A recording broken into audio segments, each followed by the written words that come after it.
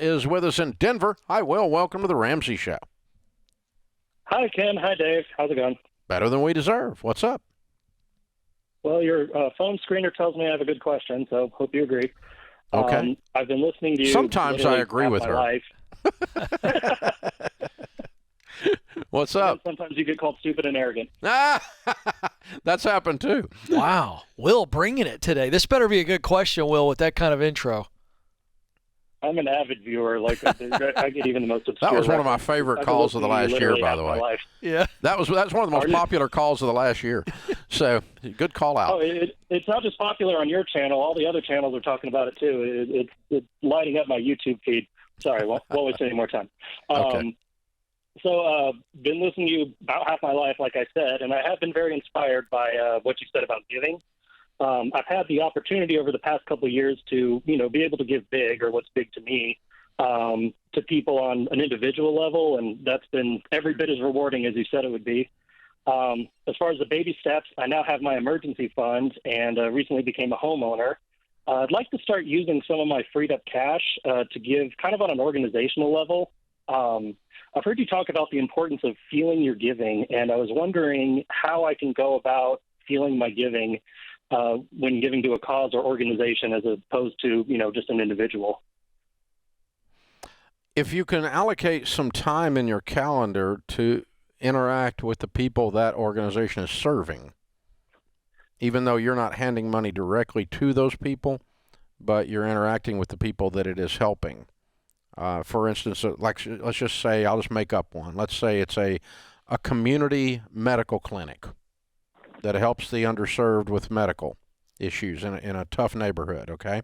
And you want to give them, I'll make up a number, some substantial money, call it $10,000, okay? That would be organizational giving, but you didn't give to the actual people, you gave to the clinic to take care of them, to support them so they can continue to do the work that they do. Well, go down there and spend a half a day and see what they do and talk to the people that they're serving. And you'll get it. You'll get it just fine. And you really should do that anyway if you can, if you're going to make a substantial gift, because that's just due diligence to make sure that your giving is going to something that is actually pulling off what it is they claim they're doing. Make sense? Absolutely. Yeah, so my daughter Denise runs our family foundation, and that's actually her job.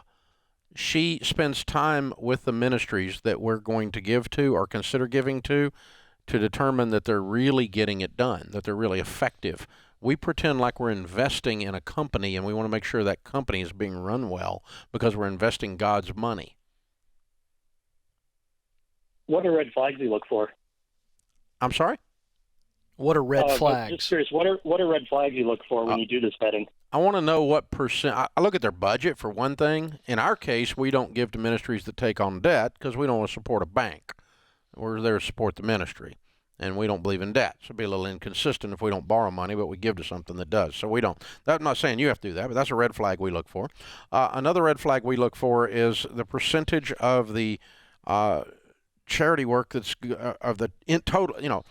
These nonprofits are all profitable. If a nonprofit that's not profitable goes out of business, okay? It's just an accounting entry that makes it a nonprofit. So they have to be bringing in more than they have going out, or they go away.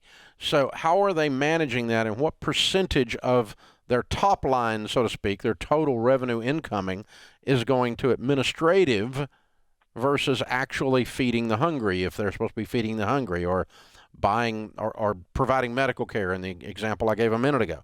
So I'm looking for percentages on that. And believe it or not, we've run into things that 90 cents out of every dollar is going to administrative, and only 10 cents is going to help the actual people. So all we're doing is paying for people to have a job. We're not giving to the actual person that's in need through this organization. So we don't give to that one, by the way, if it's that high. Ken, what else do you think? It's in that line. I would follow right off of Dave. After you look at the percentage of the money on administrative costs versus whatever the actual product is, the service, the type of service, I'd be hanging out with those people to see how they run their events, or whatever that need that they're serving? What does it look like? And I think you can do that when you do what Dave recommended first, which is, just get around the ministry, not just to kind of see what they're doing, but watch how they run things.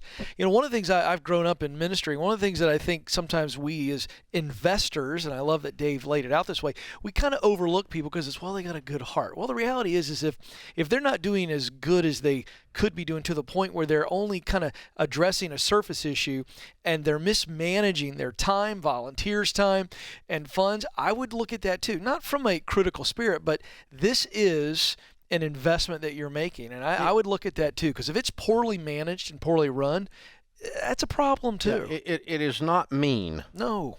There's a lot of need. Yeah, a lot of need. There's more need than you'll ever have money. There's someone out there hurting a bazillion times more than you'll have personal money that you can do. So what you're looking for is not how much the need is real. The need is almost always valid.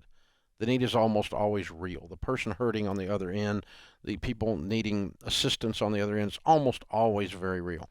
The question is not is the need valid. The question is, are you called to the need? Mm-hmm. Number one, and then number two, are the people taking care of them competent and efficient in taking care of the need? Otherwise, you're just wasting your money. That's exactly right. It's just a waste. And good intentions don't mean anything. If I intend to send my wife flowers for Valentine's Day, I get 0 points. So you got good intentions are bogus. I've got a good heart. I do have a good heart. I love my wife, but I forgot to send her flowers. I didn't, by the way, but thank God. But that doesn't mean I'm a bad person if I forgot. It just means I was incompetent. That's correct. I didn't do my job. Yeah. And so you can't finance that kind of stuff, or you shouldn't finance that stuff based on he's got a good heart, the need is real, but they're not competent. That's correct. That's not money. That's not a place you put money. That's bad use of God's resources. And that's not to say I hate that person or I don't believe in the need. I like the person, but I just don't believe in them. I don't believe they're competent. I don't believe they're doing a good, efficient job of bringing healing to that area of need or bringing help to that area so of good, need. Dave. Because here's the flip side. If you go and see several organizations, and let's say 3 out of 4, it's kind of like their pants are on fire.